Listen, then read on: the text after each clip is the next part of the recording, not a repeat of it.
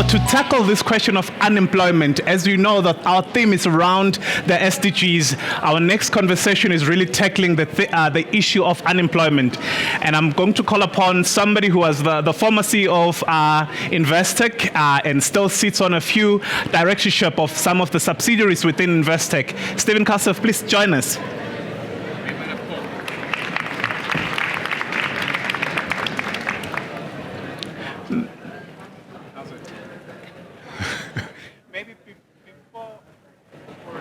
Putting that there. Before I get to my questions to you, Stephen, maybe just a bit of an intro, just a bit about you. Me? Yeah. Oh, these accountants here. They are everything. There's economists, accountants, and everybody. It's not working.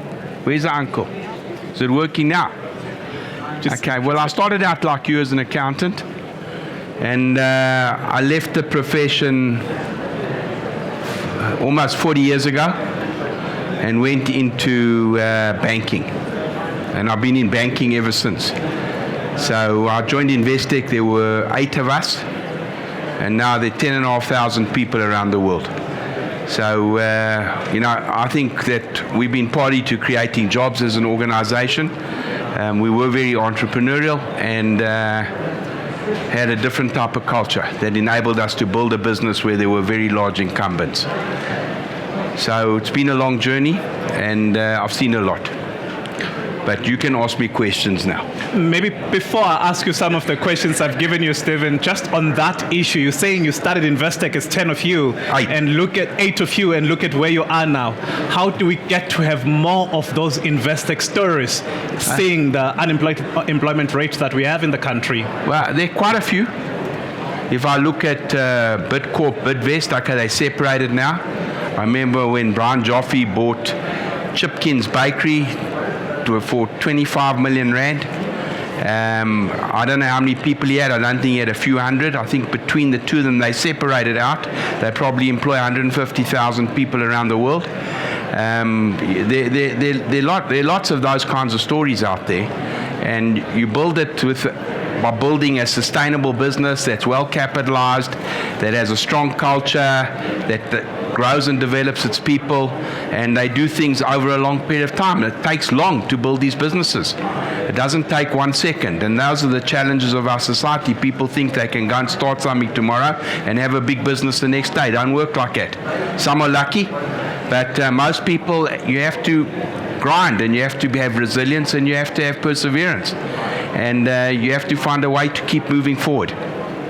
Okay, but Stephen, how do we address the structural issues that have led us to the problem we're facing? If you look at the high employment rate, and if you look at the employment rate, delving deep into that, majority affected is the young people as well. So how do we address the structural issues?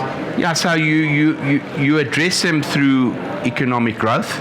Now the question is, how do you grow an economy?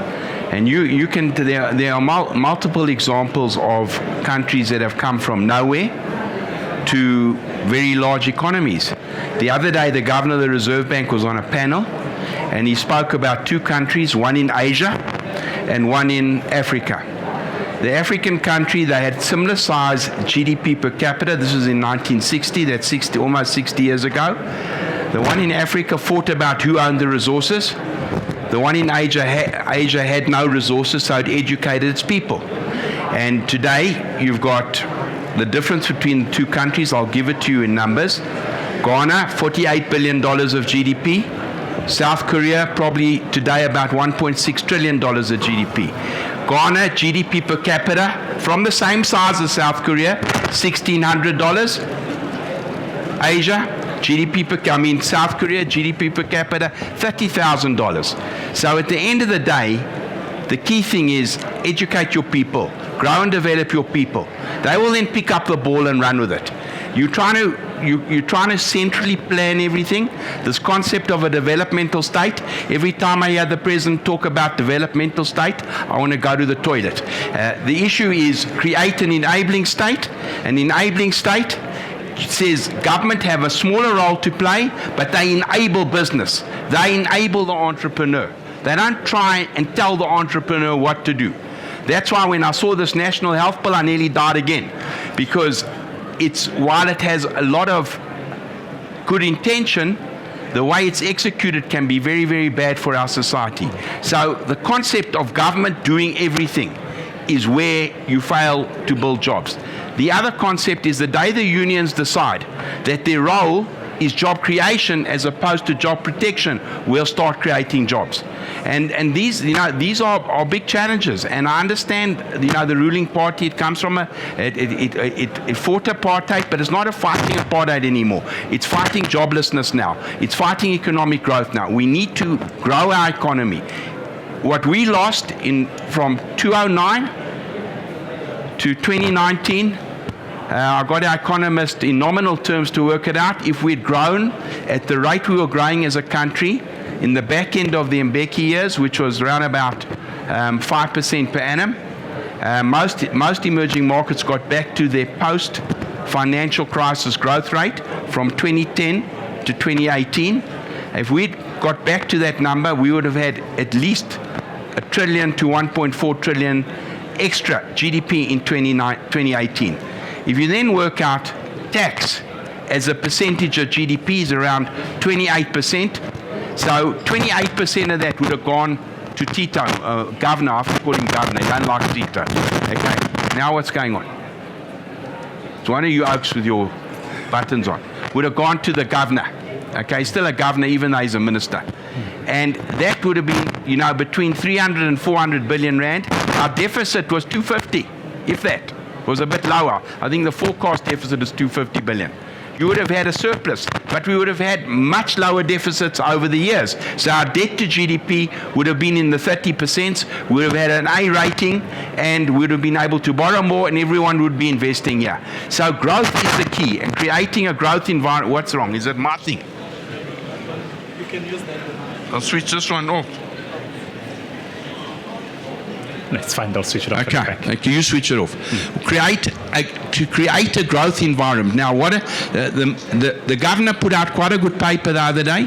I know I can see Adrian Saville here, an economist, and he may say, there's things that aren't so great about it, but I think generally speaking, he's focusing on the micro. And I must add, Stephen, Adrian supported that document as well. So, and it's a narrative out there that needs discussion. Now, who the first to shout?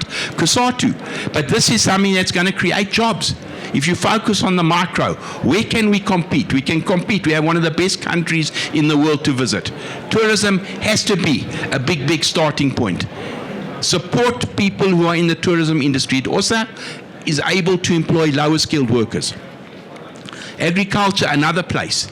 The farming community, if you soften on the land expropriation, will gladly, even if you don't soften on it, will gladly help. They've got fallow land. You need experience to grow and develop farmers. If you give me a piece of land for nothing, I have no clue what to do with it. It will stay shallow. Not everyone has a skill to be a farmer, but they can play a role in growing and developing farmers. Again, where you can absorb, lesser skilled people. It's going to take us decades to build the kind of skills that our culture requires. We are short 800,000 skills, and we're losing skilled people across the race spectrum as I speak.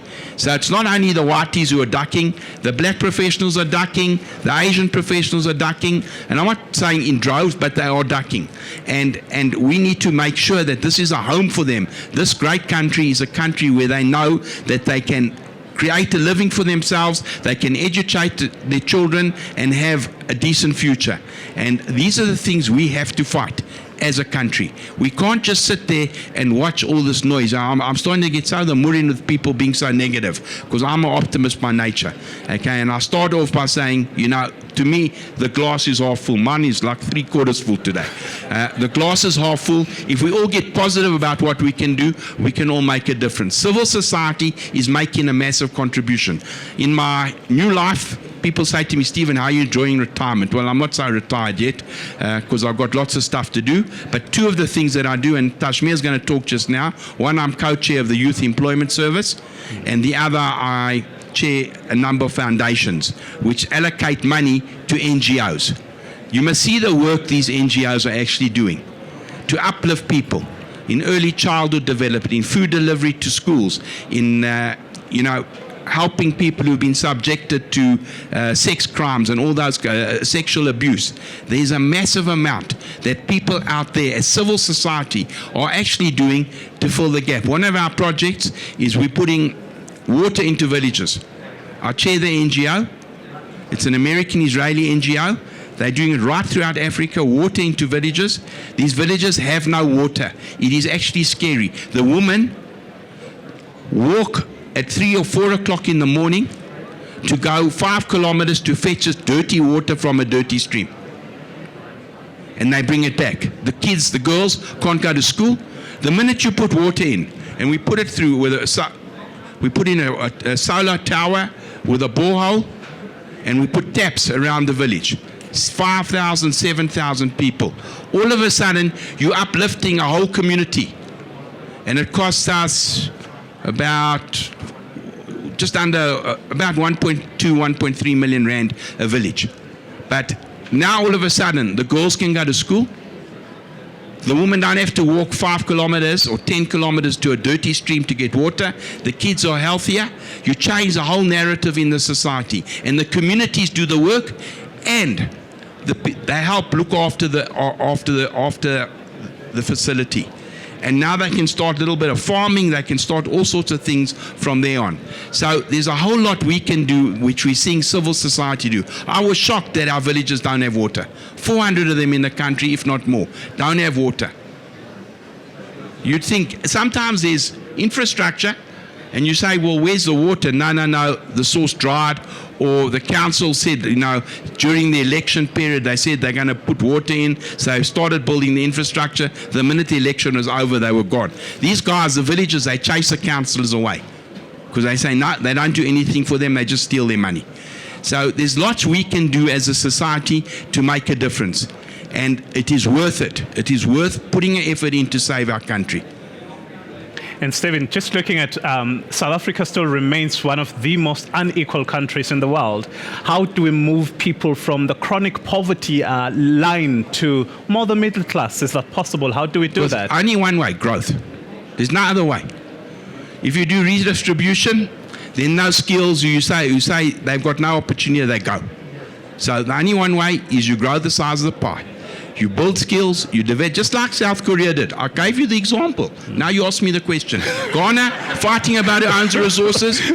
South Korea, educating its people. In fact, they didn't have enough classrooms. Yeah, they didn't have enough classrooms. Okay, so what they did was they had school 3 times a day using the same facility for different kids. They leveraged their resources. I actually thought Stephen was my visitor. Now he's giving me the rules. So Stephen, let's get that rule. Got a bad habit of taking over.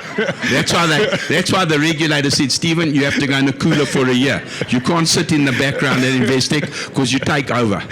You need to take over in certain of our policy and a structural level. Phoning, I thought. So last night, I went to Pravin was talking at Sanlam cocktail party, and he said, my friend Stephen is not going to agree with me, and then we had an argument again about the same issue, about how you create an enabling state, how you change the narrative, how you give people hope. The centralized approach don't work. You asked, Tashmir's going to talk to you just now. Ask her how long it took us to get our rules for yes up and running. It should have been done in half a day. It took over 2 years. Now that's not enabling. That's why did we come with those mad visa regulations where a guy from China has to go 4,000 miles or kilometers to Beijing to get his visa in today's technological world? I mean, what was wrong with us? Why do parents traveling with kids have to come with letters that the kids are theirs? I mean, what were we trying to do when we should be the most attractive place in the world to visit? Who's got our climate? Who's got our coast? Countries have got it, but then you can't go to the game lodge. So who can see what we got in South Africa? There's hardly any place in the world.